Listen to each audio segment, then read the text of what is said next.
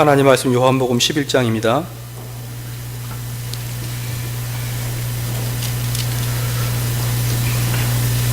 요한복음 11장 28절 말씀부터 44절 말씀까지입니다.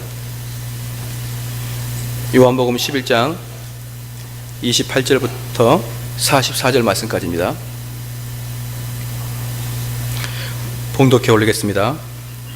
이 말을 하고 돌아가서 가만히 그 형제 마리아를 불러 말하되 선생님이 오셔서 너희를 부르신다 하니 마리아가 이 말을 듣고 급히 일어나 예수께 나아가매 예수는 아직 마을로 돌아오지 아니하시고 마르다에 맞던 곳에 그저 계시더라.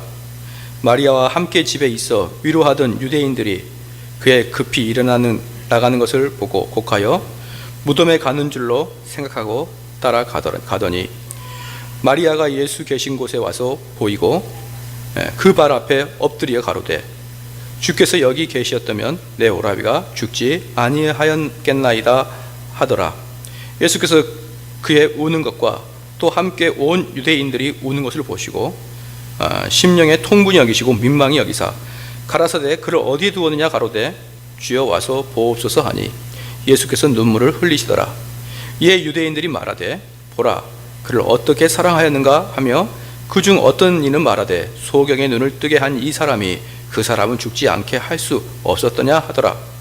이에 예수께서 다시 속으로 통분히 여기시며 무덤에 가시니 무덤이 굴이라 돌로 막았거늘 예수께서 가라사대 돌을 옮겨 놓으라 하시니 그 죽은 자의 누이 마르다가 가로되 주여 죽은 지가 나흘이 되었음에 벌써 냄새가 나나이다.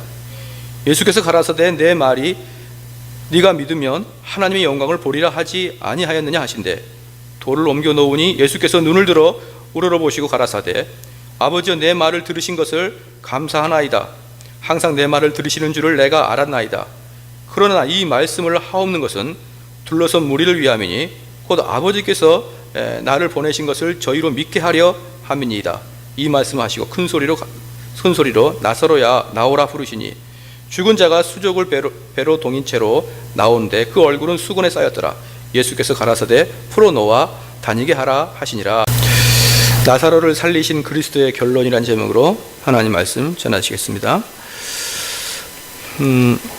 그 요한복음의 중심 주제 중에 아주 뼈대가 뭐냐 그러면요, 요한복음은 우리 예수 그리스도를 육체를 입으신 영원하신 말씀인 동시에 인간의 모양을 하신 영광의 주님이 이걸 나타내는 게 요한복음의 주 주제입니다. 즉 무슨 말이냐 그러면요, 요한복음의 주제는 예수 그리스도가 완전한 인간이고 완전한 신이라는 것이에요. 그것을 그 요한복음의 아주 중요한 주제 중에 하나입니다. 그래서 요한복음의 전체는요, 그리스도의 신적 위엄과 그리고 또한 그에 반해서 인간의 완전한 인간성을 두 개가 교차하면서 자주 드러나는데 특별히 이 11장에는 아주 그 교차하심의 극치예요. 한 몸의 신성과 인성이 100%씩 있는 것입니다. 뭐 이제 좀 공부를 해보신 분은 알겠지만 신성과 인성이 100%씩 있는 거예요. 즉 인성이 50% 신성이 50% 반인 반신이 아니라 어떻게 보면 하나님이고 어떻게 보면 인간이라 이 말입니다. 그래서 우리는 그를 흠모하고 예배드릴 수 있는데 그러면 신성과 인성이 어떻게 성경으로 볼 때 어떻게 구별되느냐? 신성으로 나타날 때는요, 경건한 마음이 생기게 하고 우리가 그를 예배드릴 마음이 생기게 하는, 유발시키는 그러한 마음이 드는 것이죠. 성경을 보면서 우리 예수 그리스도가 신성을 발견했을 때는 그러한 마음이 생기는 것입니다. 인간성을 어떻게 보느냐? 그를 흠모하고 사랑하는 마음이 생기는 것이죠. 신성은 그를 경배하는 마음이 생기고, 인성의 예수 그리스도를 보면은 흠모하고 사랑하는 마음이 생기고, 또한 신성은 그의 힘찬 권능과 능력을 볼 것이고요, 인성은 그에 반해서 은혜와 사랑을 발견하게 될 것입니다. 신성은 절대적인 권위를 발견하게 될 것이고요, 인간적인 면에서는 아버지에 대한 전적인 의지함을 보게 될 것입니다. 신성은 삼위일체 중 예수 그리스도의 그 직분을 볼 것이고요, 인성은 죄 없는 것만 빼고는 모든 인간과 똑같은 그 환경과 조건을 갖추신 분인 것입니다. 이 두 개가요, 계속 요한복음에서는 씨줄과 날줄처럼 엮여서 나오는 것이에요. 그래서 내가 우리 요한복음을 보면서 우리 예수님을 인간으로 봐야겠다 그러면 다 인간으로 보입니다. 또 우리 예수님을 신으로 봐야겠다 그러면 다 신으로 보이는 것이죠. 그런데 이게 그 순간순간마다 교차해 나옵니다. 그 교차의 가장 정점은 바로 요한복음 11장인 것이죠. 왜 요한복음 11장이 이 인성과 신성의 가장 큰 교차냐? 우리 요한복음의 전체에서, 아니요, 사복음서 전체에서 가장 큰 기적을 일으키는 게 나사로를 살리는 것입니다. 살리는 것보다 더, 죽은 자를 살리는 것보다 더 큰 기적이 어디 있겠습니까? 그러면서 또 가장 인간의 모습, 통분히 여기시고 울고 있는 모습이 한꺼번에 드러나고 있는 것이에요. 그게 우리 예수 그리스도의 몸 안에서 인성과 신성이 아주 극렬하게 대비되고 있는 모습입니다. 이 출애굽기에 보면은 예수님이 십자가에 돌아가실 때 휘장이 딱 찢어지지 않았습니까? 근데 출애굽기 26장 31절을 보니까 너는 청색, 자색, 홍색 실과 가늘게 꼰 배시로 짜서 장을 만들고 이랬습니다. 이 휘장은 청색, 자색, 홍색 이렇게 세 가지가 있는데 이 세 가지 순서는 절대 바뀌지 않습니다. 출애굽기에 20회 정도가 이 색깔이 나와 있습니다. 청색, 자색, 홍색. 청색은 무엇을 이야기하냐 그러면요, 하늘을 뜻하고 하나님을 뜻하는 것이고, 이 홍색은 뭐냐 그러면 이 고난과 대속을 이야기하는 것입니다. 그럼 자색은 뭐냐? 이 중간을 이야기하는 것입니다. 그래서 이 자색은요, 그 안에 하나님의 청색과 자색을 청색과 홍색을 섞어서 나타나는 색이 자색입니다. 그게 바로 예수 그리스도라는 거예요. 예수님은 하나님과 인간 그 가운데 중보하는 자색의 역할, 그리스도의 역할이 예수 그리스도인 것입니다. 그러므로 우리 예수님은요, 자기가 스스로 하나님이면서 스스로 인간이면서 이 두 본성이 혼합되어 나타나는 인성과 신성의 완벽한 조화를 가지고 있는 것입니다. 그래서요, 우리 주님은 청색과 자색과 홍색이 계속 나타나는데 죽으신 자를 살리시는 능력은 청색이고요, 그 다음에 통분히 여기시고 눈물을 흘리시는 것은 홍색이고, 자색은 수족의 배로 동인채 걸어다닌 사람을 긍휼히 여기사 그를 풀어주어라 라고 구원해 주신 모습이 그게 무엇입니까? 자색인 것입니다. 또한 십자가상에서 청색은 뭡니까? 신적인 요소죠. 다 이뤘다라고 이야기하고, 홍색이 뭡니까? 인간적인 요소죠. 내가 목마르다 이야기했고, 자색은 뭡니까? 홀로 되신 모치를 향해서 사랑하는 제자 요한에게 내 어머니니까 이제는 잘 돌봐라 하면서 그리스도의 사랑을 베푸시는 거예요. 이게 성경에서는 계속 밧줄처럼 엮여서 나오는 것입니다. 그래서 어디서부터 어디까지가 하나님의 신적인 요소고 어디서부터 어디까지가 인간적인 요소라고 말할 수 없을 정도로 계속 반복해서 나타나는 것입니다. 그 관점을 가지고 오늘 본문을 보는 것입니다. 오늘 28절에 이 말을 하고 돌아가서 가만히 그 형제 마리아를 불러 말하되 선생님이 오셔서 너를 부르신다 하니 여기서 재밌는 게 뭐냐면 마르다는 우리 예수님을 주님께서 너를 부르신다 이렇게 이야기하지 않고 선생님이 너를 부르신다 이렇게 얘기했습니다. 그러자 29절에 마리아가 이 말을 듣고 급히 일어나 예수께 나아가며 그랬습니다. 지금 마리아가 지금 어떤 상태이냐면 오빠가 죽은 상태입니다. 오빠가 죽은 상태고 많은 유대인들이 조문을 와 있습니다. 여기서 마르다가 왜 선생이라고 했느냐 그러면은 유대인들이 예수님을 싫어했기 때문에 그렇습니다. 그리고 예수님이 왔다는 것을 마리아야 예수님 오셨다 이렇게 이야기하는 게 아니라 귀 속에다 수덕수덕거린 것이죠. 야 선생님 오셨다 그런 것입니다. 그러니까 그 당시에 이 마르다와 마리아는 그 상주나 마찬가지입니다. 그래서 그들을 조문 온 사람들을 맞이해야 되고 그 상을 지켜야 되는데 예수님께서 오셨다는 이야기를 딱 듣자 여러분 만약에 어떻게 되겠습니까? 좀 바쁜데 내가 지금 그 제사에 또는 세레모니에 내가 주인인데 내가 자리를 비면 안 되는데 주님이 조금 있다가 오시면 안 될까? 내가 좀 있다가 가면 안 될까? 이런 마음조차 마리아는 먹지 않았습니다.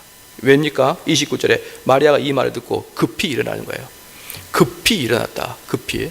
마리아는 예수님이 오실 때 그 소식을 듣고 감사하고 기쁨으로 급히 일어나는 것입니다. 우리가 그 고난이 올 때 우리가 예수님께서 우리를 찾아오셔야만 소망이 있는 것입니다.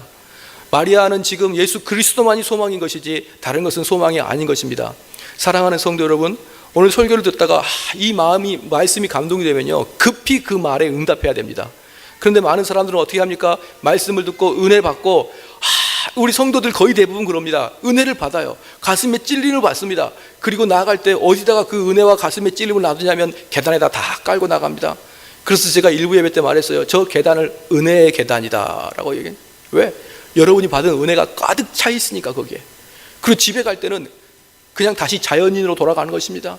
자연인으로 돌아가서 뭐 비지고 벗고 살다가 또 주일날 올 때 그 은혜의 계단에서 은혜를 또 다시 이걸 다 머리에 싸고 이 예배 드릴 때 크게 은혜를 받고 가슴에 찔림을 당하고 또 그 다음 주에 또 그렇게 살아가는 것이에요. 그게 바로 B급 신자라고 할 수 있는 것입니다. 근데 마리아는 어떻습니까? 예수님이 오셨다는 이야기를 듣고 급히 그 자리를 일어나더라. 여러분에게 그러한 믿음이 있기를 주의 이름으로 축원합니다. 30절에 예수는 아직 마을로 들어오지 아니하시고 마르다에 맞던 그곳에 그저 계시더라. 즉 우리 예수님께서는요 아직 마을 동구 밖에 계신 것이죠. 그러니까 마리아는 사실 그 자리를 비울 수가 없지 않습니까? 그 자리도 101호 102호 이거 아닙니다. 여기서 장례를 치르고 저 동구 밖에까지 마리아는 급히 가는 것입니다. 얼마나 예수님을 사모했으면요 그 슬픈 중에도 그 오빠가 죽었다는 그 중에도 자기를 보러 온 손님, 그 많은 손님 중에서도 그들을 다 뒤로 놔두고 우리 예수님께 급히 달려가는 마리아를 볼 수가 있습니다. 그런데 이제 우리 이 마리아가 그렇게 급히 가니까 사람들이 31절에 마리아와 함께 집에 있던 위로하던 유대인들이 그의 급히 일어나가는 것을 보고 이제 여기서 보니까 우리 마르다가 마리아에게 마리아야 예수님 널 부르신다 이렇게 말하지 않았던 결정적인 증거가 무엇입니까? 다른 사람들이 마리아가 왜 급히 일어나는지를 모르는 거예요. 그냥 숙독숙독 하더니 급히 일어납니다. 그러니까 사람들이 보고 곡하러 무덤에 가는 줄로 생각하고 따라가더라 이랬습니다. 사람들이 마리아는 이제 나사로가 무덤에 있으니까 그 사람에게 곡하러 가는구나 라고 생각하고 마리아를 따라서 유대인들이 따라가는 것입니다. 사랑하는 성도 여러분, 우리 인간에게는 육과 영이 있습니다. 육과 영이 있는데요 육의 일은 영의 일에 간섭하지 않고 영의 일은 육의 일에 영향을 잘 못 줍니다. 특별히 육의 일은요 절대로 육의 일은 영의 일에 침범하지 못합니다. 그럼 한번 보겠습니다. 내가 불쌍한 사람을 돕습니다. 내가 전철에 가다 보니까 다리를 절고 있는 사람을 봅니다. 너무 불쌍합니다. 내 마음에서 감동이 일어납니다. 내 마음에 저에게 돈을 좀 줘라, 저에게 좀 자선을 베풀어라. 이게 육의 생각일까요? 영의 생각일까요? 시작. 저는 여러분이 대답 안 하실 줄 알았어요. 사람들은 보편적으로 이것을 어떻게 생각하냐 그러면은 영의 생각이라고 생각합니다. 그런데요 그건 다 육의 생각입니다. 왜냐 그러면요 여러분들도 그런 생각 들지만 저 부처님 있는 스님도 그런 생각 듭니다. 스님이 아이고야 불쌍하구나, 내가 저것을 돌봐야겠다, 돈을 줍니다. 아니요, 우리보다 더 스님은 자비롭습니다. 왜? 모기도 죽이면 안 된다, 살생을 금해야 된다. 그렇게 인자한 마음과 자비로운 마음은요 누구에게나 다 떠오릅니다. 우리 성도가 거듭나지 않아도 내가 불쌍한 사람을 돕고자 하는 마음은 다 떠오릅니다. 어떤 사람은 그렇게 이야기합니다. 교회가 어떤 교회가 좋냐 물어보니까 어리석게도 이렇게 얘기합니다. 주변에 가난한 자를 돕는 교회를 좋아한다 그럽니다. 주변에 가난한 자를 돕는 것 구청이 하는 일입니다. 구청이. 할렐루야. 왜 또 그렇게 저를 이렇게 못마땅하게 쳐다보십니까? 그건 구청이 하는 일입니다. 우리 교회가 그 일을 하라고 하나님으로부터 한 번도 명령을 들은 적이 없습니다. 그래서 사람들이 그렇게 이야기합니다. 어떤 교회가 좋은 교회냐? 주변 사람을 돕는 교회, 주변의 환경을 깨끗이 하는 교회, 주변에 뭐를 하는 교회, 그 주차를 잘 하는 교회, 이것들이 좋은 교회라고 이야기하는데, 아니 그걸 좋은 교회가 뭡니까? 우리 신앙생활의 가장 기본 아닙니까? 그럼 신앙생활의 가장 기본을 무엇으로 평가해야 됩니까? 성경으로 평가해야 될 거 아닙니까? 성경에 나와 있는 대로 평가해야 될 거 아닙니까? 그런데 성경에서 언제 너희가 주변 사람을 도우라라고 성경에 기록되어 있단 말입니까? 그렇지 않습니다. 그것은 진짜로 말했을 때 구청과 동사무소에서 하는 일입니다. 저희들은 구청과 동장님을 도와서 그 일을 같이 협력할 수는 있어도 우리 교회가 좋은 교회가 되기 위해서 가난한 자를 돕고 불쌍한 자를 이웃을 돕는 게 그 교회의 임무가 아니라 이 말입니다. 왜냐 그러면 그와 같은 생각은 육적인 사람도 그와 같은 생각을 하고 그건 스님도 그렇게 생각하고 있는 것입니다. 그러므로 그러한 것을 잘한다고 해서 내가 좋은 사람이라고 생각하면 안 됩니다. 그러한 것들은 자연인은 누구나 다 그렇게 할 수 있는 것입니다. 할렐루야. 바로 여기에서 이 사람들이 예수님을 미워했는데도 불구하고 육적인 생각으로 저 마리다가 불쌍하니까, 마리아와 마르다가 불쌍하니까 그 마리아와 마르다를 따라서 곡하러 간 것입니다. 성경에도 그렇게 나와 있습니다. 우는 자와 같이 울라고 나와 있습니다. 사랑하는 성도 여러분, 우는 자와 같이 울고 슬픈 자와 같이 슬프고 과부와 고아를 방문하고 서로의 염려를 덜어주고, 우리 교회 안에서 서로 사람의 염려가 있습니다. 어떤 사람은 사업이 잘 안 돼 있습니다. 사업이 잘 안 되면 우리는 교회에서 어떻게 해야 되느냐? 다 그 사업장에 가서 밥도 사 먹고 뭐 또 사 먹고 그래야 됩니다. 왜? 우리는 다 한 가족이요, 한 형제고 지체이기 때문에 그러는 것입니다. 너는 사업을 했는데 안 되는구나. 에라 모르겠다. 나는 다른 데로 가자. 그런 사악한 생각을 가지면 안 됩니다. 우리 교인들이 하고 있는 그 회사에 가서 사줘야 되고 서로 그렇게 해주는 건 당연한 것입니다. 왜? 장사가 안 되면 그 주인은 염려하고 있기 때문에 그렇습니다. 그럼 그 염려를 위로해 주려면 어떻게 됩니까? 잘 될 거야, 잘 될 거야, 잘 될 거야, 그렇게 이야기해 주는 게 아니라 손님을 끌고 가서 그걸 잘 되게 해줘야 되는 게 그들의 위로를 해주는 것입니다. 그러므로 가서 사줘야 되죠, 당연히. 그런데 말입니다, 그렇게 한다고 천국 가는 게 아니다 이 말이에요. 성경에 나와 있다고 그게 다 천국과 연관되는 게 아니다 이 말입니다. 그것은 말입니다, 우리가 이 땅 살아갈 때 이 땅 살아가는 법도를 지키게 하기 위함입니다. 그래서 제가 말했습니다. 영적인 것과 육적인 것이 그대로 있는데 이게 우리 몸에도 성경에도 그대로 나와 있습니다. 그런데 육적인 일을 지킨다고 하여 영적인 일이 되는 게 아닙니다. 다시 말해서 육적인 일을 한다고 하여 천국 가는 게 아닙니다. 선한 일을 한다고 해서 천국 가는 게 아닙니다. 우리가 우는 자와 같이 울어준다고 해서 천국 가는 게 아닙니다. 내가 기뻐하는 자와 같이 기뻐한다고 천국 가는 게 아닙니다. 그것은 육적인 일입니다. 그런데 왜 육적인 일에 의미가 있느냐 없느냐? 있습니다. 육적인 일에도 의미가 있는 것입니다. 마태복음 10장 42절 말씀에 누구든지 자기의 이름으로 이 소자 중 하나에게 냉수 한 그릇이라도 주는 자는 내가 진실로 너희에게 이르노니 그 사람이 결탄코 상을 잃지 아니하리라. 내가 소자에게 물을 대접해도 그게 상을 주겠다 이 말입니다. 그런데 소자에게 물을 대접할 때 그에게 주는 상은 천국에서 주는 상이 아니고 육적인 일이니까 육적인 이 땅에서 받는다 이 말입니다. 그러므로 무슨 말입니까? 내가 이 땅에서 육적인 일로 살아가는 것이죠. 자, 우리 영혼의 주 목적은 무엇입니까?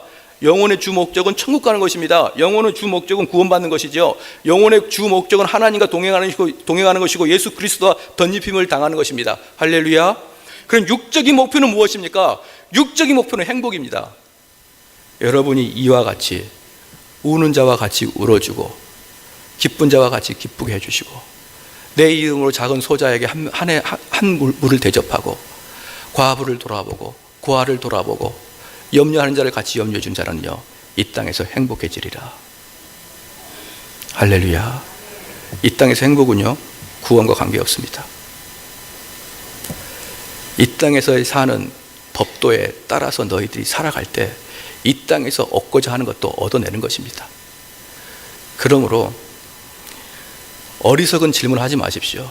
열심히 착하게 살면 구원받습니까? 그건 성경에서 말하고 있는 게 아닙니다. 열심히 착하게 살면 많은 사람이 여러분을 친송할 것이고 내가 다른 사람을 행복하게 해주면 많은 사람이 나를 행복하게 할 것입니다. 그러므로 우리는 이 땅을 상급을 받고 살아가는 것입니다. 할렐루야. 저는 많은 사람들이 남들한테 미움받는 사람들을 보면요 제가 설교는 너희 학교에서 미움받는 자도 너희가 사랑하라 그렇게 하는데 실제로 미움받는 자를 보면 정말 밉습니다. 그래서 일단 한구탱이 쥐받고 또 교회에서 사랑하라 이렇게 이야기하는데요 왜 그러냐 그러면 그들은 지나치게 자기 중심, 자기 본의로 살아갑니다. 남들이 어떻게 말하든지 남들의 감정이 어떻든지 남들의 상황이 어떻든지 나와 내 가족만 잘 먹고 잘 살아가면 된다는 그런 사상을 갖고 있는데요 그런 사람들은 보십시오. 시간이 가면 갈수록 사람들이 손가락질을 하고 그 사람들은 가는 곳마다 눈물이 나게 될 것입니다. 하나님께서 분명히 말씀했습니다. 이 땅에서 육적인 일에 헌신하면 육적인 것도 얻는데 그것도 어떻다? 조금의 유익이 있다 그랬습니다. 육의 것도 유익이 있다 그랬습니다. 그러면서 우리가 이 땅 살아갈 때 우리가 진정으로 행복하게 살기를 원하신다 그러면 우리가 하나님의 말씀의 법도에서 가난한 자를 돕고 그 사람들을 행복하게 하기 위한 삶을 살아보십시오. 그러면 나도 그와 같은 행복을 당하는 것입니다. 그러면 여기에서 무덤으로 가서 이들이 곡을 해주려고 하는데 이들이 원래 예수 그리스도를 싫어하는 사람입니다. 예수 그리스도를 싫어하는데 이들이 착한 마음으로 그 마리아를 따라갔더니 32절에 마리아가 예수 계신 곳에 와서 보이고 그 발 앞에 엎드려 가로되 주께서 여기 계셨다면 내 오라비가 죽지 아니하였나이다 하더라. 이렇게 이제 예수님과 마리아가 만나는 거 보고 나머지 유대인들이 어떤 걸 보냐면 이렇게 착한 일을 했으니까 그들이 비록 예수님을 싫어했지만 그들이 착한 일을 했으니까 선한 일을 했으니까 그들에게 상금을 주어주는데 어떤 상금을 주어주느냐? 역사 이래 유사 이래 누구도 보지 못하는 죽었던 사람이 살아나는 것을 보게 되는 거예요. 그게 상금입니다.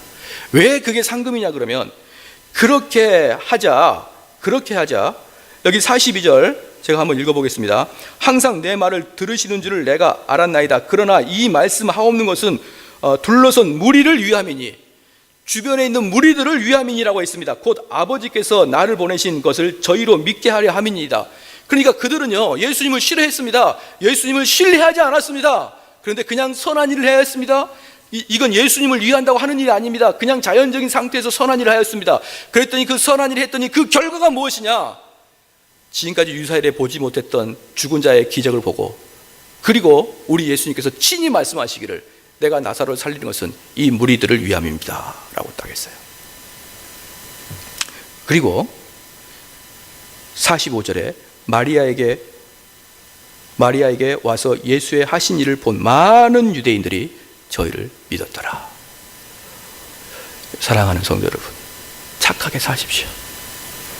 그냥 바둥 살다가 뭐 저 인간은 찔러도 피 한 방울 안 나겠네 이런 느낌이 있습니다.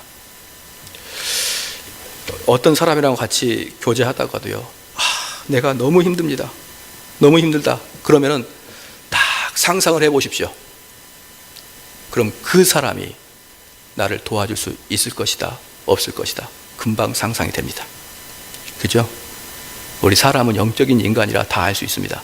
내가 만약에 너무 힘들다, 야 내가 힘들다 그러면 내 친구들을 파노라마처럼 쫙 돌려보십시오. 누가 나를 도와줄 것인지 찍히지죠?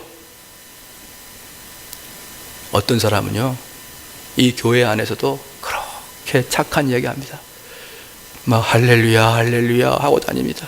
근데 눈을 딱 감고 그에게 도움을 청하면은 할렐루야 할렐루야 하다가 놀렐루야 놀렐루야 하고 놀래고 도망갈 것 같은 그런 사람들이 있습니다.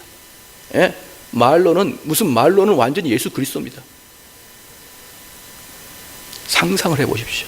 그러면 또 하나 묻겠습니다. 다른 사람이 여러분을 딱 생각할 때 여러분은 어떤 사람이 될 것 같습니까? 오직 내 가족 그것만 생각하다가 다른 사람의 아픔과 다른 사람의 상처는 거들떠 보지도 않는 그런 수많은 나쁜 사람들이 교회에 있다는 것을 여러분 인정하시죠? 사랑하는 성도 여러분, 착하게 사십시오. 내가 어려우면 우리 삼성제일교회 들어오면은 내가 어려워도 사람들이 다 나를 막 살려줄 것 같고 내가 외로우면은 이 삼성제일교회 사람들이 나를 위로를 해줄 것 같고 그런 교회가 돼야 되는데 아이고 그 교회만 생각하면 삭막해. 아이고야 내가 잘못된 일이 있으면 순식간에 소문이 들어가지고 그 다음 주에 뒤통수에 야 걔가 그랬단다 라고 소문이 들리는 그런 삭막한 교회가 되면 되겠습니까? 여기 유대인들 보십시오. 예수 그리스도를 믿지도 않는 자들인데 그냥 착한 일을 하였을 뿐입니다. 그러자 예수님께서 그들을 들어서 내가 너희들을 위해서 내가 선물을 주겠다. 어떤 선물입니까? 죽은 자를 살리는 것을 보게 해주시고 죽은 자를 살리는 걸 보게 함으로 그들이 믿게 하는 그런 선물을 주신 것입니다. 사랑하는 성도 여러분, 옆 사람하고 손잡고 이야기합시다. 착하게 좀 살자.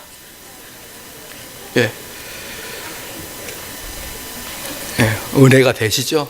예, 우리는 착하게 살아야 됩니다. 그래서 이제 여기에 보면은 이제 32절에 마리아가 예수 계신 곳에 와서 보이고 그 발 앞에 엎드려 가로되 주께서 여기 계셨다면 내 오라비가 죽지 아니하겠나이다 하더라. 이 말은 어디서 들어봤던 소식입니까? 마르다도 똑같이 이야기를 했습니다. 요한복음 11장 21절에 마르다가 예수께 여짜오되 주께서 여기 계셨다면 내 오라비가 죽지 아니하였겠나이다. 그리고 또 이 33절에 주께서 여기 계셨다면 내 오라비가 죽지 아니하였겠나이다. 무슨 예수님이 얘네들이 제자 훈련 받았나? 왜 똑같이 이야기를 하나? 왜 똑같이 이야기를 하지 얘네들이? 그런데 느낌상 제가 느낌을 이야기해 드릴게요. 마르다는 주께서 여기 계시지 않았으면은 우리 오빠가 살았잖아요 이거고, 마리아는 주께서 여기 계셨으면 우리 오빠가 사셨습니다. 어때요? 분위기가 다르죠? 네. 아멘. 근데 왜 목사님은 그렇게 속절없이 마르다와 마리아를 편향으로 좋아하십니까? 아닙니다. 32절에 힌트가 있습니다. 그가 주 앞에 엎드려. 그가 주 앞에 엎드려. 즉 마리아는 우리 주님께 경배와 외배를 드리면서 자기의 소원을 아뢰는 것이고요, 마르다는 투정을 부린 겁니다. 마리아는 요한복음에 3번이 나오는데 3번 다 그 자리가 예수님 발 앞입니다. 첫 번째는 여기 알죠? 앞에 그 마르다가 화냈을 때 그때도 마리아는 예수님 발 앞에 앉았고, 지금 여기서도 예수님 발 앞에 엎드렸고, 그 다음에 요한복음 12장에 3절에 마리아는 지극히 비싼 향유 곧 순전한 나드 한 근을 가져다가 예수의 발 앞에 붓고, 마리아는 3번이 나오는데 3번 다 그 자리가 예수님 발 앞에 엎드려 있었습니다. 마리아는 우리 예수님을 경배하고 숭배했습니다. 우리의 자리가 어디일까요? 우리의 자리가 예배 자리에 있어야 되고요, 특별히 우리의 자리가, 나의 포지션이 어디에 있어야 되냐면 우리가 예수님을 경배하는 자리에 있어야 됩니다. 할렐루야. 우리가 어려운 일 당하죠? 당하면은 뭐라고 한지 아십니까? 도대체 주님은 어떤 섭리로 저에게 이런 고난을 주십니까? 그렇게 따져 묻는 사람이 있는데요, 그건 완전히 하나님 앞에 득죄하는 겁니다. 여러분 그렇게 하지 마십시오. 이번에 한국 교회에서 많은 사람이 그냥 막 세월호 사건 때문에, 세월호 사건 셋자만 이야기하면 이제 완전히 찍히는 지역이 한국 지역인데, 그것도 모르고 막 사람들이 세월호 사건 때 하나님의 뜻이다 어쩌다 이렇게 이야기하니까 많은 사람들이 뭐라고 한 줄 아십니까? 도대체 하나님의 뜻은 뭐기에? 응? 왜 저렇게 꽃다운 아이를 죽이십니까? 이 말 속에 뭐가 있습니까? 마르다와 같은 불만과 불평과 하나님을 향한 손가락질, 대적질이 들어가 있는 것입니다. 사랑하는 성도 여러분, 우리가 무엇이 간데 하나님께 그렇게 대항할 수 있다 이 말입니까? 우리는 마리아처럼 하나님 앞에 엎드려야 됩니다. 어떤 사람은 그렇게 얘기합니다. 내가 신앙생활을 10년 동안 했는데, 내가 신앙생활을 20년 동안 했는데 20년 동안 해본 그 결과 아무것도 없더라. 내가 20년 동안 해보니까, 신앙생활 해보니까 교회 가도 아무것도 없고 하나님도 안 계시더라. 그렇게 이야기하는 사람한테 제가 그랬습니다. 교회를 잘 다녀야지. 그러니까 헛된 것을 듣고 헛된 신앙생활을 하다가 20년 동안 다니면은 진짜 교회라는 게 아무것도 없구나, 그걸 깨닫습니다. 그래서 사람들한테 묻습니다. 어떻게 해야 구원받습니까? 그럼 구원받는 법을 모릅니다. 어떻게 구원받는 줄 아십니까? 교회 나와서 예배 드리고 헌금하고 갈 때 밥 먹고 가면은 구원받는 거라 생각하는 거예요. 도대체 그런 구원은 어디 있습니까? 그래서 교회 다니는 사람한테 묻습니다. 너는 구원 언제 받았냐? 그걸 어떻게 합니까? 구원은 하나님이 하시는 일인데 저는 알지 못합니다. 저는 그냥 교회 와서 밥 먹고 갑니다. 그렇게 10년, 20년 살면요, 도대체 내가 왜 교회에 나와야 되는지 감을 못 잡습니다. 내가 교회에서 무엇을 얻어야 되는지 감을 못 잡습니다. 내가 이 밥 먹으려고 교회 나왔느냐 하면서 나는 이제 이 밥을 다른 데서 먹겠다 하고 다른 데로 갑니다. 사랑하는 성도 여러분, 왜 그렇게 교회를 다니다가 궁극적으로 예수님을 배반하고 하나님께 손가락질하고 다닙니까? 그들은 그 기간 동안에 예수 그리스도를 한 번도 만나지 못했기 때문에. 한 번도 만나지 못했게. 그런데 우리 마리아처럼 우리 예수님 앞에 엎드리고 경배하는 자가 되어야 되는 것입니다. 교회에 나와서도 하나님 앞에 그 심정 자체가 하나님께 엎드리고 경배한다는 무엇입니까? 내 이론이 아무리 그럴듯할지라도 하나님께서 그게 아니고 이것이다라고 하나님 말씀을 전할 때 아멘으로 화답하고 내가 무릎을 꿇는 게 그가 엎드린 것입니다.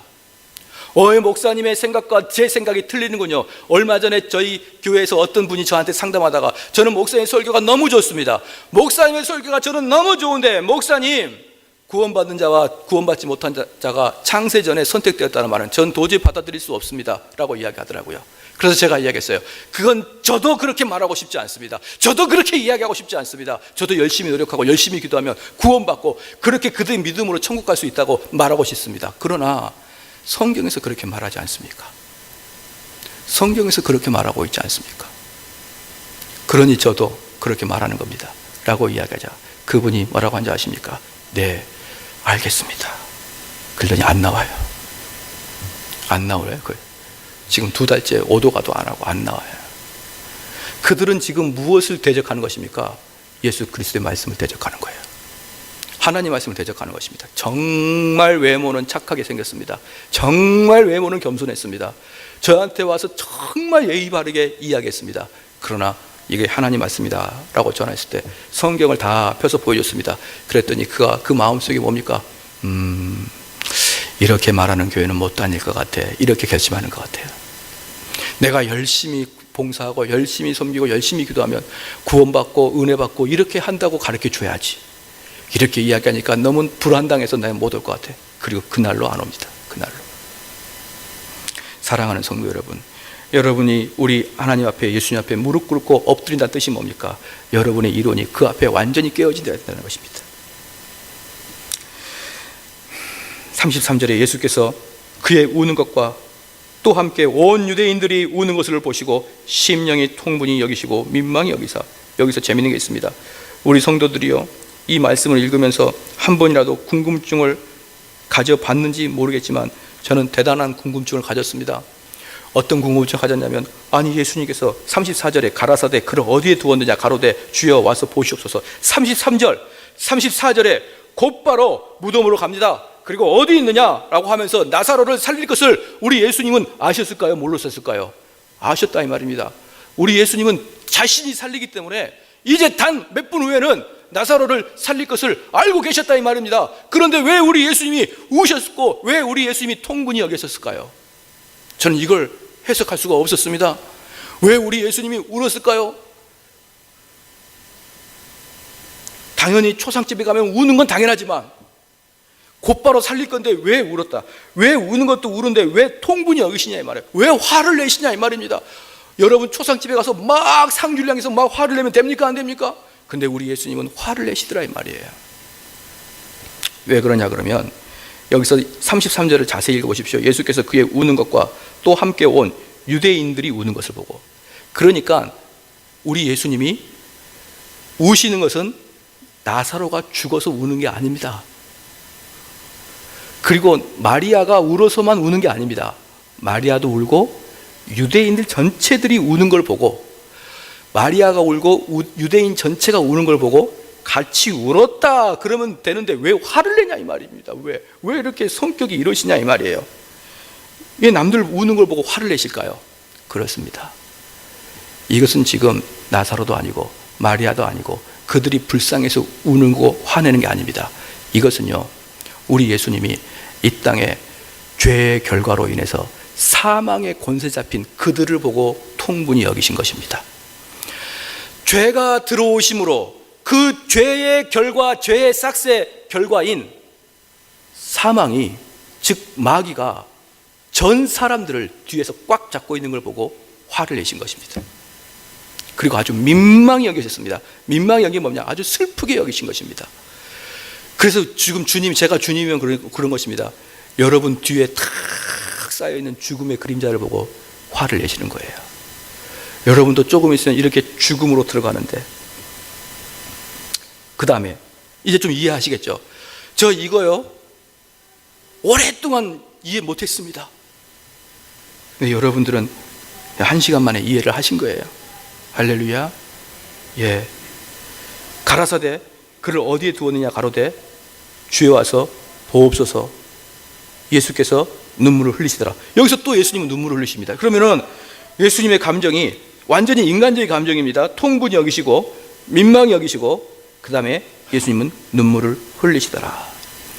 여기서 또 예수님이 눈물을 흘리신 것은 또 왜 흘리시느냐?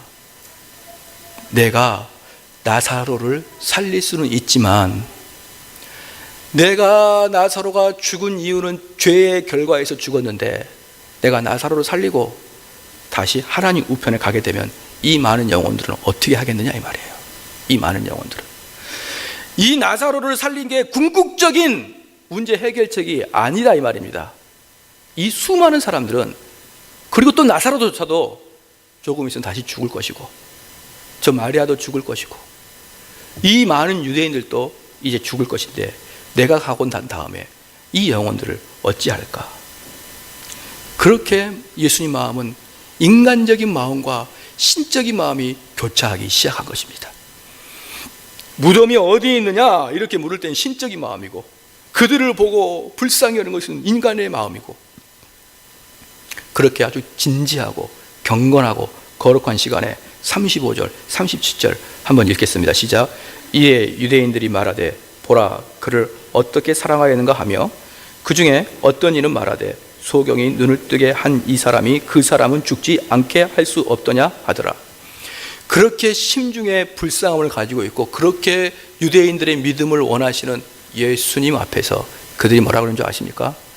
야, 너 나사로 엄청 사랑했는데 다른 사람 눈만 뜨게 하지 말고 좀 걔 좀 살려보지 그랬으냐?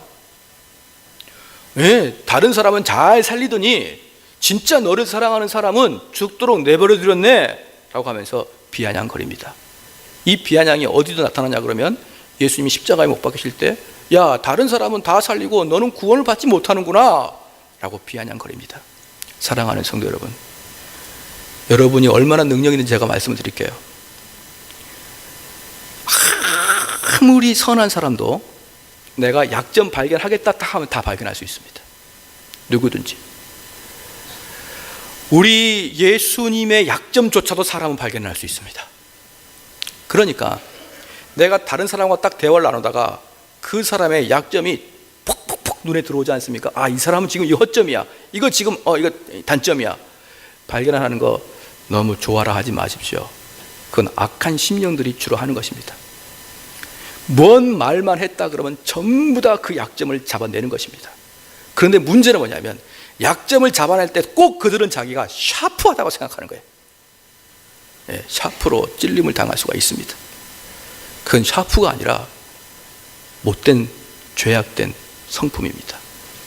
그래서 야, 나는 어떻게 똑똑해서 남들이 발견하지 못한 그런 약점을 발견했단 말이야. 아, 나는 논객이야, 논쟁의 대가야.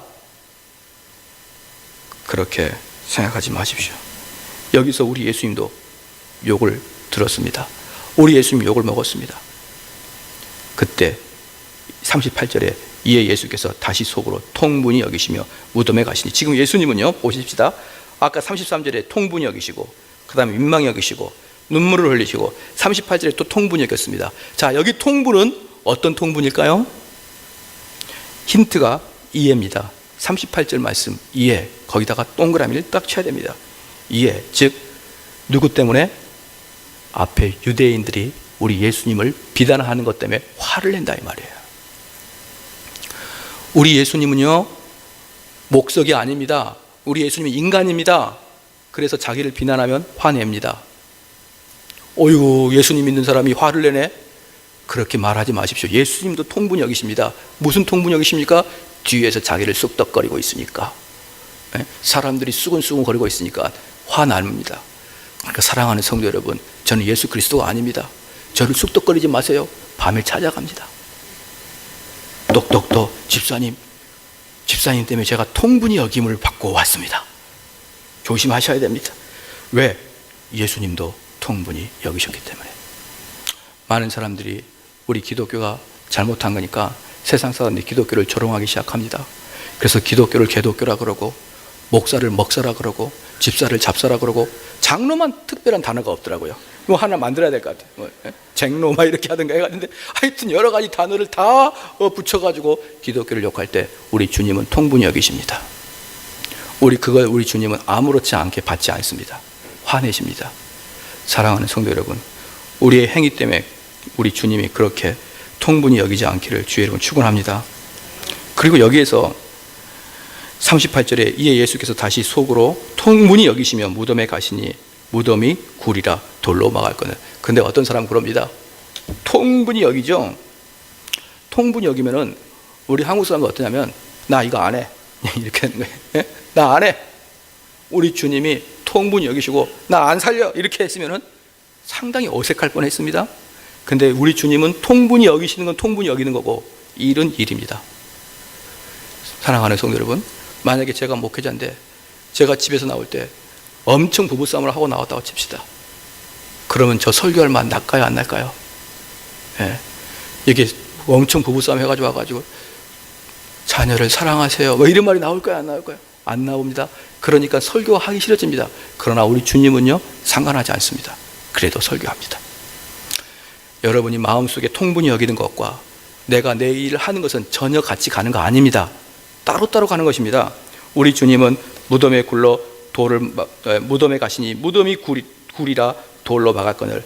여기서 대단히 중요한 게 있습니다. 예수께서 가라사대 돌을 옮겨 놓으라 하시니 예수님께서 뭐라고 하시냐 그러면 우리 예수님은 겸손한 자입니까 교만한 자입니까? 시작. 겸손한 자예요. 대답을 좀 우리 하시고 삽시다. 우리 예수님이 겸손한 자입니다. 겸손을 와서 배우라 했습니다. 그러면 겸손하다 칩시다. 그럼 이게 겸손한 거 아닙니까? 무덤에 갔습니다. 나는 겸손하니까 너희들 쉬어라. 팔을 걷고 내가 돌 너무 이렇게 무거워 좀 도와주세요. 그럴 때 땀을 뻘뻘 흘리는 우리 예수님 보고 겸손하신 분이다 라고 이야기해 주시는데 우리 주님은 그렇지 않습니다. 돌 굴려라. 우리 주님은 하수들이 하는 거 안 하십니다. 또 어땠습니까? 물을 아구까지 채워라. 우리 주님은 물 타다가 아이고 안수해 이거 포도 좀 만들고 그러지 않아요. 채워라. 베드로가 감옥에 누워 있었습니다. 내일 사형 집행을 당할 겁니다. 근데 베드로가 깊이 잠들었습니다. 천사가 베드로한테 와가지고 깨우니까 베드로가 안 일어납니다. 그래서 베드로를 옆구리를 툭툭 찹니다. 그러면서 천사가 뭐라고 하는지 아십니까? 신발과 옷은 네가 들어라. 천사가 막 야 너가 힘들 텐데 내가 해줄게. 야, 이 신발 이거 먼지가 많구나. 톡톡톡 털어주고. 우리 하나님은 그런 거 안 하십니다. 하나님은요 절대로 안 하십니다. 하나님은 급이 있습니다. 하나님이 하실 게 있고 우리 인간이 할 게 있습니다. 예를 들어 보겠습니다. 여러분 서울대 가려면 어떻게 됩니까? 서울대 가려면 어떻게 됩니까? 전교에서 1등 하면 돼요. 뭘 어렵게 생각합니까? 기도한다고 된다고요? 기도로 된다고? 우리 주님이 야야 그건 내가 안 한다. 우리 인간이 할 수 있는 것은 인간이 해야 됩니다. 우리 인간이 할 수 있는 것을 게으름을 가지고 하나님께 시키지 마십시오. 인간이 할 수 있는 것을 인간이 해야 되는 것입니다. 그러므로요 하늘은 스스로 돕자를 돕는다. 안 그렇습니다. 우리 성경에서는 누구를 돕습니까? 완전히 나약하고 자빠져 있고 어떻게 할 수 없는 자를 우리 주님이 도우십니다. 자기가 할 수 있는 일은 자기가 해야 됩니다. 그러니까 무조건 명문대 가려면 무조건 등수 올리면 되는 것이고요. 그걸 여러분이 정 못 믿겠습니까? 그러면 기도해야 점수가 더 올라갈 것이라고 믿습니까? 그럼 당장 이번 9월 달에 가을 학기 개강할 때 서울대학교 앞에 가가지고 종교 설문조사를 해보십시오. 그러면은 기독교가 몇 프로나 됐겠습니까? 만약에 기도해서 서울대 갈 수 있다 그러면 최소한 50%는 기독교인 돼야 되죠. 기도했으니까. 근데 가보면 깜짝 놀랄 거예요. 왜 이렇게 적지? 그러므로 우리 인간이 할 수 있는 일은 인간이 해야 됩니다. 내가 좋은 데 가고 싶으면 열심히 하시면 됩니다. 내가 사업 잘하고 싶습니까? 그러면 사업을 아침부터 열심히 발에 땀나도록 뛰면 잘 됩니다. 여러분 농부십니다. 그런데 그 농부가 그런데 열심히 씨를 뿌리고 양육하고 가을에 추수를 거둬들여 그래야 밥을 먹죠. 그런데 그는 새벽 기도부터 계속 주여 주여 저는 못하오니 주께서 씨를 뿌려 주시옵고 주여 주여 양육해 주시옵고 주께서 먹여 주시옵고 가면은 전부 다 풀밖에 없습니다. 굶어 죽습니다. 사랑하는 성도 여러분, 인간이 할 수 있는 것 인간이 하십시오. 그걸 하나님께 내맡기지 마십시오. 내가 좋은데 시집 가고 싶으면 남자들이 좋아하는 그런 모습을 가지십시오. 얼굴이 이뻐지라 이 말이 아닙니다. 남성들이 좋아하는 그런 순종적인 여자도 좋고, 남자가 장가가고 싶으면 여자들이 좋아하는 그런 외모도 좀 갖추고 그런 능력도 갖추고 그래야 장가가지. 아유, 죽게 헌신했더니 장가를 못 갔네요. 그렇게 이야기하지 말라 이 말입니다. 죽게 헌신해서 장가를 못 간 게 아니라 별 볼 일 없어 못 간 거예요. 우리가 이 땅에서 해야 될 것, 하나님이 할 것과 우리 인간이 할 건 따로따로 있습니다. 우리 인간이 할 것은 우리 인간이 최선을 다해서 해야 되는 것입니다. 할렐루야. 여러분, 우리 건강도 마찬가지입니다. 건강도 할 것 하십시다. 우리가 건강을 잃기 전에 운동을 해서 건강을 확보해야 되는 것입니다. 그런데 말입니다, 병이 들고 나서야 주여 이 병을 치료해 주소서 이렇게 이야기하면 안 됩니다. 건강할 때 건강을 지키고, 그리고 병이 들어서 도저히 치료가 불가능한 상태에 있을 때 그때 기도하는 것이죠. 또 하나 보겠습니다. 밤 10시 넘어서 음식을 먹으면 몸에 좋습니까? 안 좋습니까? 몸에 안 좋아요. 그러니까 제가 언젠가 말씀했죠. 밤 10시 이후에 고기를 먹거나 밥을 먹거나 세찬을 먹을 때는 기도하지 마라. 뭘 감사할 게, 주님 새벽 1시에 군침 돌게 해주시면 감사합니다. 이건 그 몸이 망가지는 거예요. 주님이 주신 몸이 망가지는데. 그래서 저도 10시 넘어서 먹을 때는 진짜 기도할까 말까 이런 생각을 막 해요. 응? 인간이 할 것은 인간이 하십시오.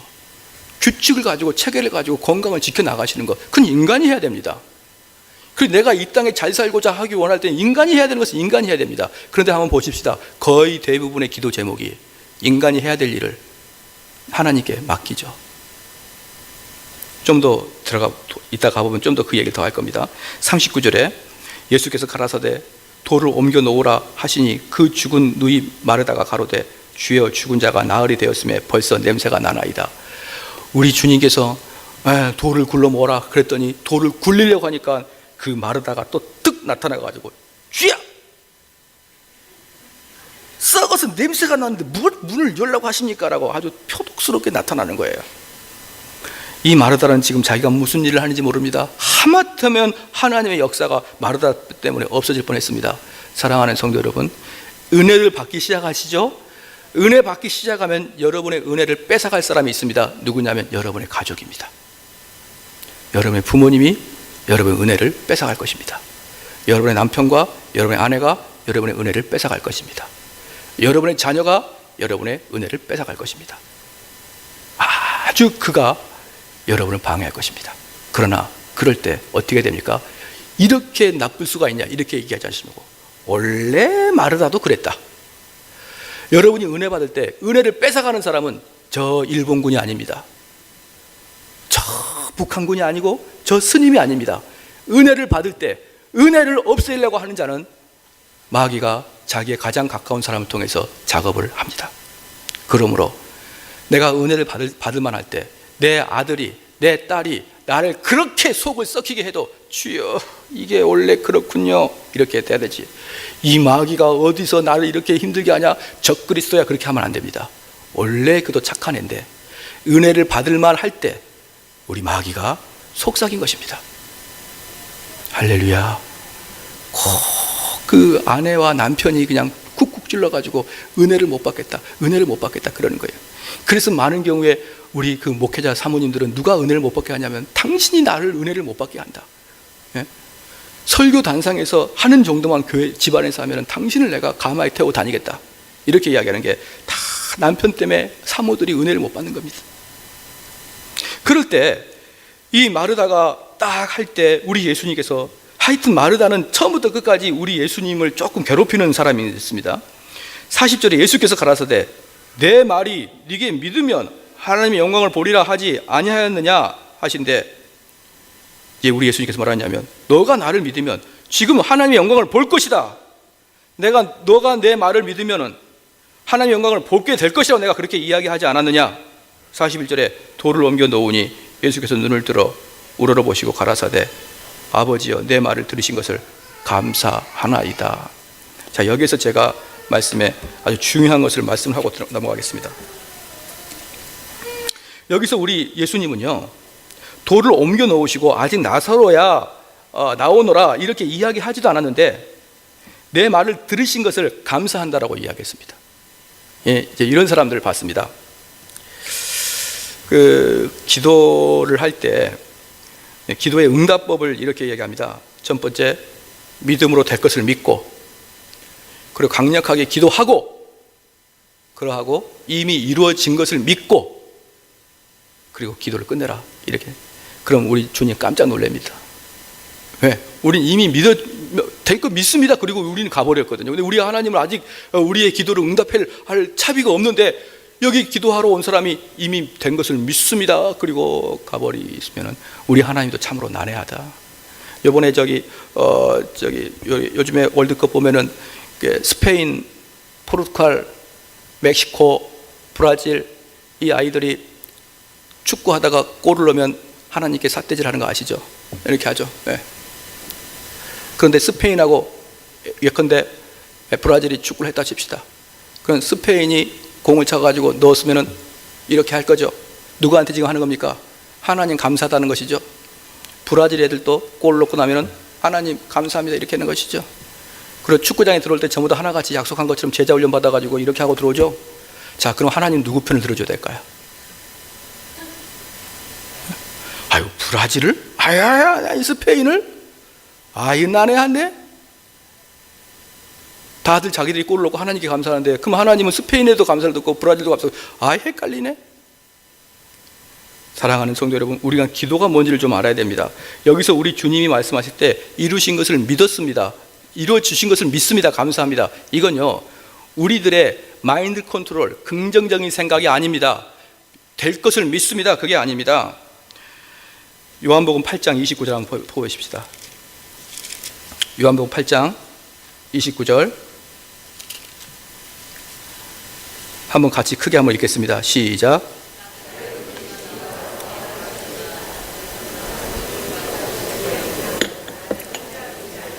나를 보내신 이가 나와 함께 하신도다. 우리 예수님은 항상 하나님과 함께 동행하셨기 때문에 그걸 아는 겁니다. 항상. 그러니까 하나님과 동행하셨기 때문에 예수님은 아주 하나님 마음을 속속들이 아는 것입니다. 그럼 하나님과 동행한다는 말이 무엇입니까? 항상 그의 기뻐하시는 일을 행함으로 나를 혼자 두지 아니하셨느니라. 하나님과 동행한다는 것은 무엇입니까? 하나님의 법도를 지켜나가는 자가 하나님과 동행하는 것입니다. 믿으십니까? 그러면은 우리가 주님과 함께 동행할 때 하나님과 같이 동행하면은 하나님이 내가 하나님과 같이 이렇게 기도하는 것이 기도입니다. 그러면은 하나님이 내 기도를 응답해 주십니다.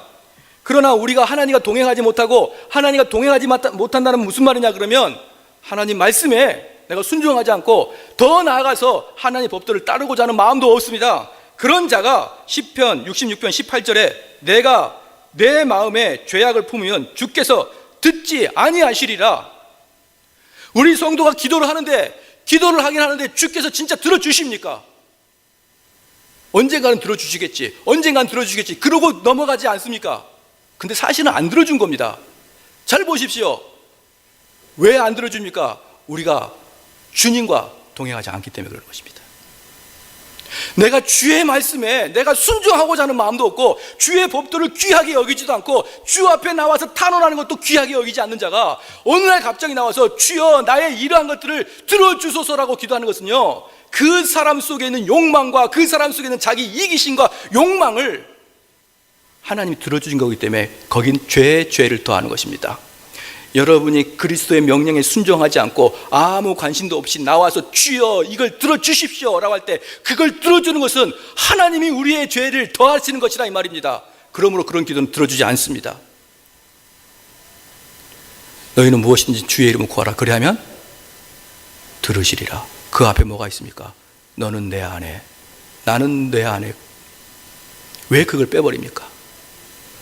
나와 주님과 함께 있고 나와 주님과 동행하면 너가 무엇이든지 구하라.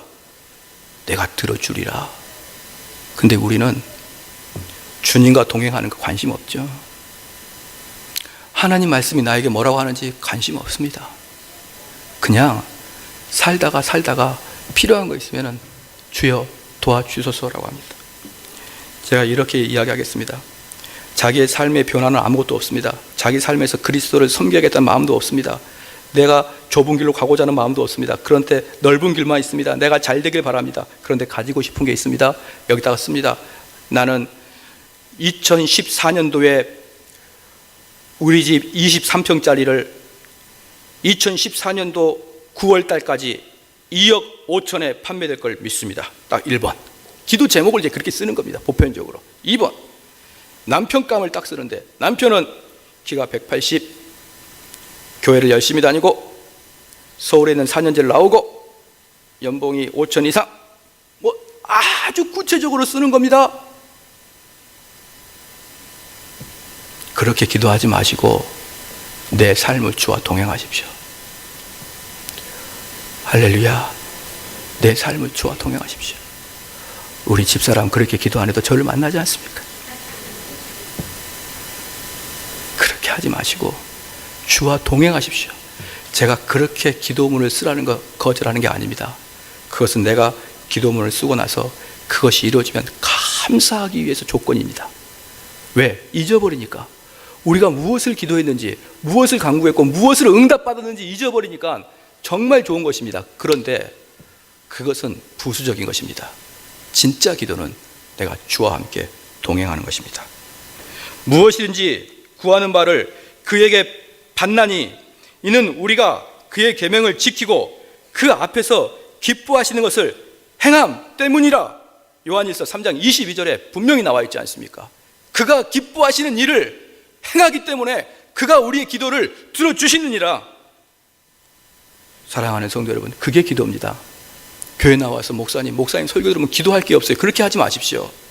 내가 하나님 법도에 따라 살아가십시오. 그리고 하나님께서 나에게 원하시는 게 무엇인지를 알아가십시오.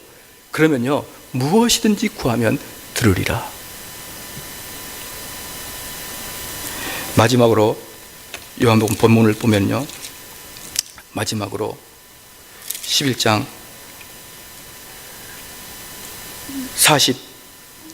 43절에 이 말씀을 하시고 큰 소리로 나사로야 오라 하시니, 오라 부르시니 죽은 자가 수족을 배로 동인 채로 나오는데 그 얼굴을 수건에 쌓였더라. 예수께서 가라사대 풀어놓으라 다니게 하라 하시니라. 이게 바로 기독교입니다. 기독교는요, 우리 죽어있는 영혼에 나사로야 라는 봄바람 같은 그런 주 예수 그리스도의 목소리가 들리는 거예요. 이게 그리스도입니다. 다시 말하겠습니다. 처음에 말씀드렸듯이 기독교는 절대로 남을 돕고 착한 일 하고 우리나라의 경제 발전하고 우리나라가 정의롭게 되는 것에 관심을 갖는 게 기독교가 아닙니다. 그것은 부수적인 것입니다. 그것은 정말 기독교의 부스러기와 같습니다. 진짜 기독교의 본질은 나사로야 일어나라, 그 소리를 듣는 겁니다. 그러므로 사랑하는 성도 여러분, 여러분이 이 교회 나올 때 이 음성을 듣기를 갈구해야 됩니다. 이게 기독교입니다. 어느 목사님이 그랬다고 합니다. 이 본문을 설교하면서, 여러분, 우리는 예수 그리스도가 나에게 말씀하시는 확실한 목소리를 듣지 않아도, 우리는 예수 그리스도가 너를 구원하였다는 말을 확신하게 듣지 않아도 저기 옆에 있는 교구 목사와 같은 자리에 앉아 있을 수 있습니다. 우리가 예수 그리스도와 같은 확실하게 너를 구원하였다는 소리를 듣지 않아도 저기 행정 목사와 같은 자리에 앉을 수 있습니다. 우리가 예수 그리스도의 구원함을 확실히 내가 몰라도 나처럼 설교할 수 있습니다 라고 그 목사가 설교했어요. 지금 무슨 말이냐면 거듭나지 않아도 다 할 수 있다. 그런데 그리고 며칠 후에 교구 목사한테 편지가 왔습니다. 뭐라고 왔느냐? 존경하는 목사님이 지적한 게 딱 접니다. 저는 지금까지 목회를 30년을 해왔는데 저는 참된 소망과 기쁨이 없습니다. 목사님, 저가 어떻게 됩니까? 기독교는요, 직분이 뭐가 중요한 게 아니에요. 기독교는 예수 그리스도의 말씀처럼 나사로야 일어나라, 그 이야기를 여러분이 들으셔야 됩니다.